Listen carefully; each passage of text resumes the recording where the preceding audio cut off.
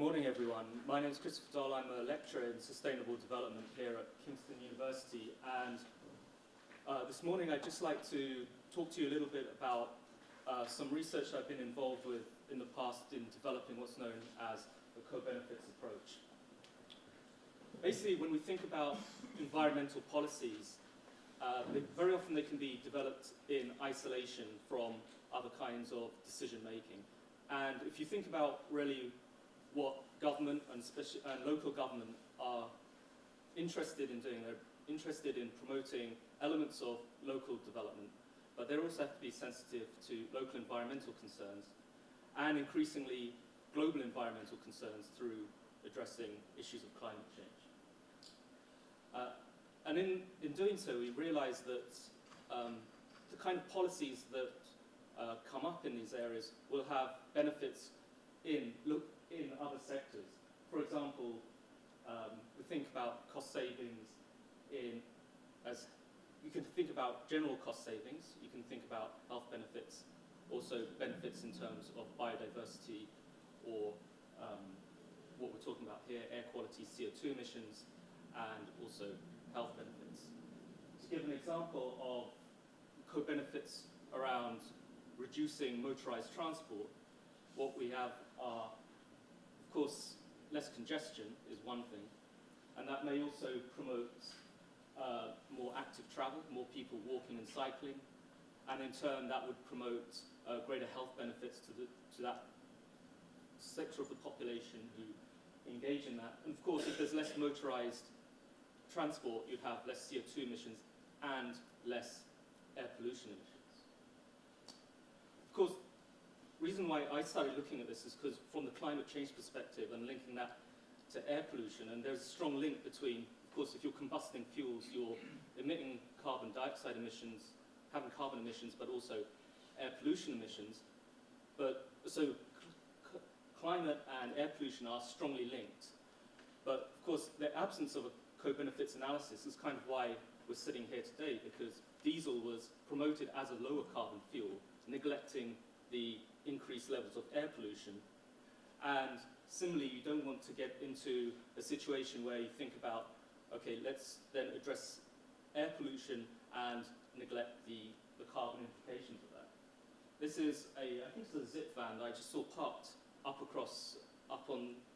the road as you get into Penryn Road. And this kind of sort of greenwashing branding saying this is a cleaner car because now I'm burning petrol is actually just getting us back to the same situation. So we have to think about, just at least in the climate sense, be aware that if you have a co-benefits approach, you can also think about making sure that we don't offset some of the gains that we want to make in other policy areas. For example, electric cars shouldn't really be promoted in places that have a very high carbon intensity of their electricity generation, because it was just going to, you might as well just burn petrol. It's not such an issue in Britain because we're decarbonising our electricity supply, but certainly in some developing countries, it might not be the wisest choice if you're not also decarbonising the electricity supply. As you'd be well aware, we're taking a public health approach to this, and that means that we're not sort of looking at, going to the doctor and getting a pill to address the symptoms of air pollution, but what we're doing is trying to look at what are, I suppose, the societal determinants of public health and what actually, what causes air pollution to become an issue. In this sense, and some of the talks you've heard last week, you'll notice that, okay, although public health officials sort of stated the problem, most of the solutions are not coming from the health sector. They're coming from people who are dealing with planning or the built environment, green infrastructure, or the transport sector. And in this sense, this then sets the scene to try and think about co-benefits, because actually reducing air pollution is kind of the reduction in air pollution is what happens once you've implemented different types of policies. So some of these will be around technology change, some might be rezoning, redistricting things, and some will be about behavioural change.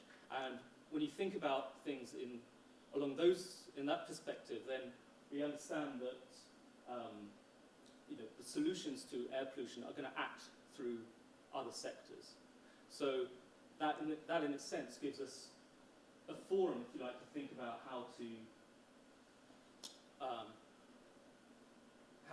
consider co-benefits.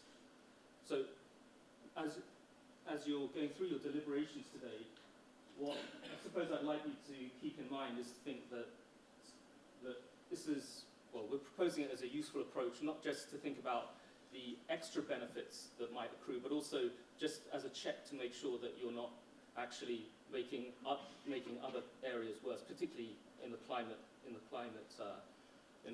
in terms of carbon emissions. They can help mainstream, because you're sort of bringing other benefits in, they can help mainstream policy making within the council, because, and in that sense it's a kind of useful concept to put environmental issues in a more central position in decision making. And if you think about it more creatively, and this might be helpful when you go around the other tables and start to look at what other people are proposing for their solutions, it might help you think a little bit more creatively about, well, if we're doing this and these guys are doing that, how could you link things up and actually maybe even design some further benefit that might not be immediately obvious. Of course, it might not be the case that there are co-benefits or obvious co-benefits involved, and producing those may be more straightforward than others. And finally, think about, of course, you're here to address the issue of air pollution and not necessarily, trying to solve all the world's problems by producing a set of really joined up policies. So you might also have to think about, well, if we're thinking about air pollution first, but just to be aware that there may be, untapped or unappreciated co-benefits that may exist within your collective ideas. And I think that's it from me. Thank you.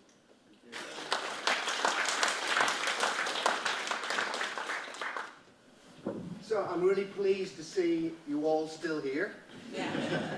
It's an important topic, and clearly you feel that way as well. And you've taken the time out over 2 weekends to be here and to think about this problem. So here's 3 questions which we're going to go through. Let's start with the first. Should we make recommendations? Sorry, Frank, can you use the microphone? Sorry. Should we make recommendations where the council isn't the only decision maker? Hands up for yes.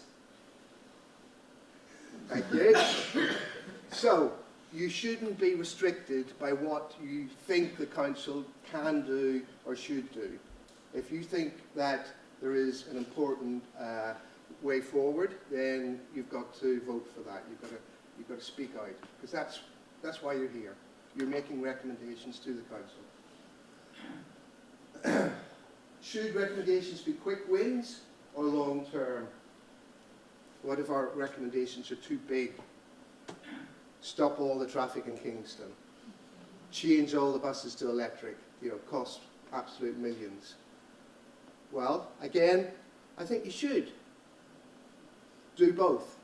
There are some quick wins, and there are some things which are going to take 2 or 3 years, maybe even a decade, unfortunately. But we shouldn't be restricted. We should put forward a range of ideas, I think, to the borough.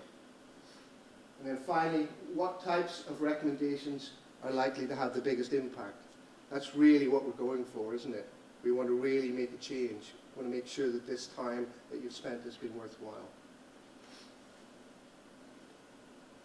So, if you can remember, you were shown data like this.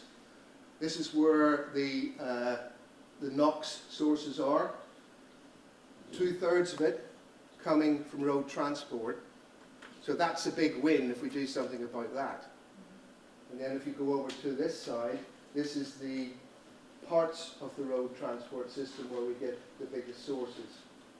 Diesel cars, TfL buses, big lorries, and diesel white vans, delivery vans.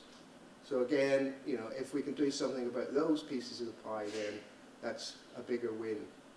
And ultimately, remember, all of this is going to cost money and it's going to upset people. So you've got to bring, you know, that into your thinking a little bit as well, because that's what the borough staff are going to have to deal with.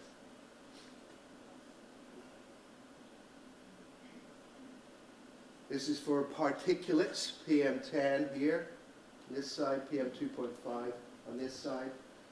Road transport, you can see both. It's the biggest part of the pie for both sizes of particles. Construction, that's a big contributor as well. And we have a lot of construction going on in the borough. But there are ways in which you can minimize the dust from construction. You can insist that they use the cleanest vehicles for bringing materials on and off the site. You can insist that they water down the site during dry periods. There's lots of things that can be done. Being done a little bit in some places, but maybe needs to be done better overall.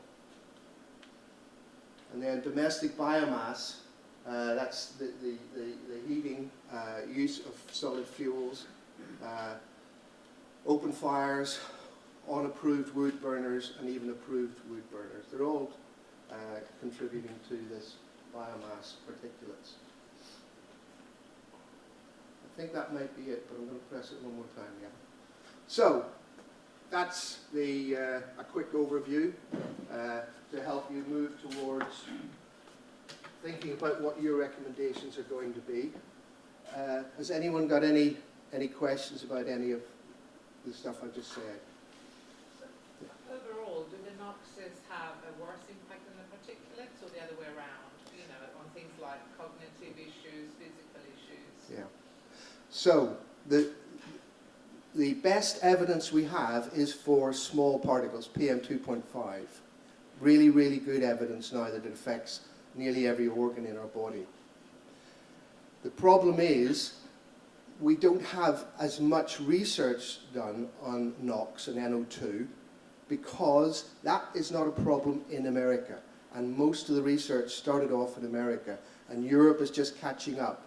The latest studies that have been done say that NO2 is bad for us as well. But I can't stand here and say it's worse or equivalent to particulates at the moment because we just haven't got the research.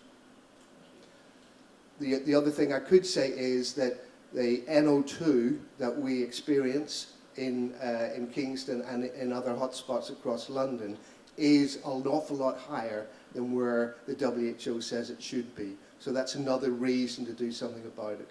In some, the annual standard is 40 micrograms per meter cube, and in some places it's over 100. So we do need to do something about particles. We do need to do something about NO2. Any other thoughts? Okay, good luck.